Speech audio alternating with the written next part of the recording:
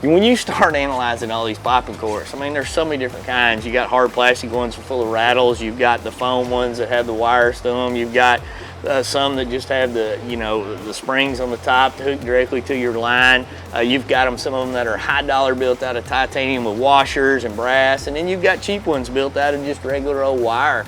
And each one of them, I think, have an application and a time to use them. You just kind of have to, through experience, find the one that works best for you. But the one thing about it that I find is make some noise with it, because I promise you there's going to be something that thinks that the buffet line is open right there, and he's going to come eat what's on the end of your line. And it makes that sound right there. That's what's key about this. It's not so much the splash. And I'll show you one thing when you're working with this thing. If you don't give it a chance to stand back up and basically reload itself, it won't make that crack. Don't drag it, don't keep a tight line. You want to throw some slack in that, because if you keep it tight, as you can see, the cork stays at the back of the wire and you never get that crack. You'll get a splash, but you won't get that popping noise. So you got to let it sink back down, load itself, and you can hear the difference. You hear that finger snap to it. If you hold it tight, all you get is a splash.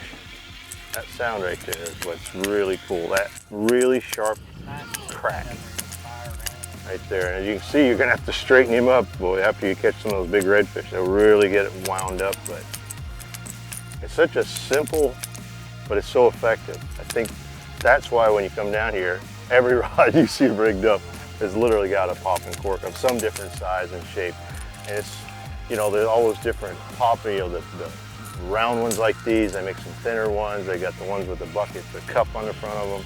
But it's all a matter of trial and error when it comes to bass fishing or red fishing. You got to have a little bit of everything. So just buy one of each, that way you got it covered.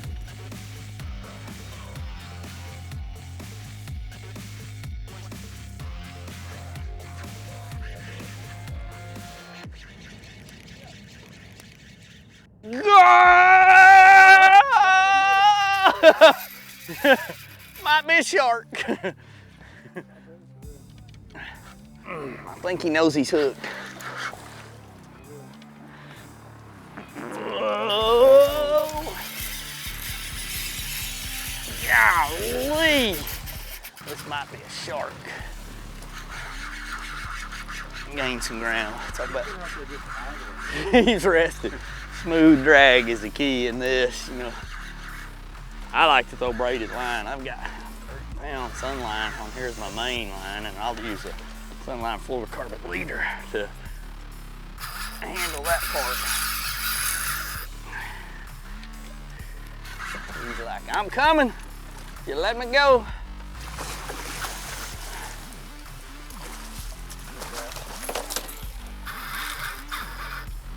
God, these things are mean. They just don't quit.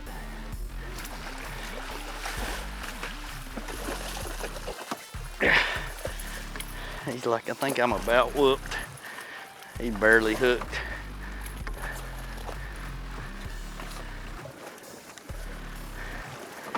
Watch yourself. This is so much fun when you can get out here and test your tackle like that, Clark, and you're just basically, it's fun fishing. But it's very little technique, and there's so many different popping corks on the market that you can go use and make this happen. I mean, I think that's what's incredible about it is you don't have to have technique with this. Yeah. You get it tied on, you get your leader there, and you just start popping it. That's it. And when you find them, it's game on.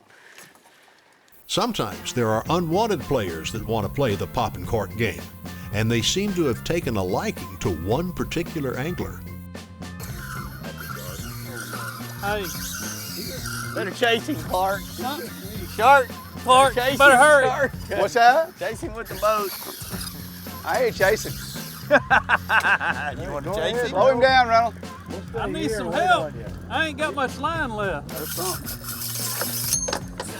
Shark. I'm done with these stinking sharks. Shark whisperer. Put a wire leader on so we can land one.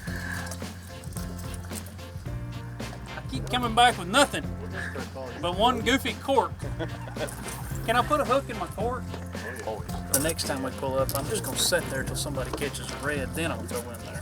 I'm tired of being a guinea pig, catching sharks never retie. We're gonna need a bigger boat. We've had about 9 sharks attacking 1 red. That tells us to move. We may not be the most experienced and knowledgeable saltwater fishermen, but we know we don't like tying knots over and over.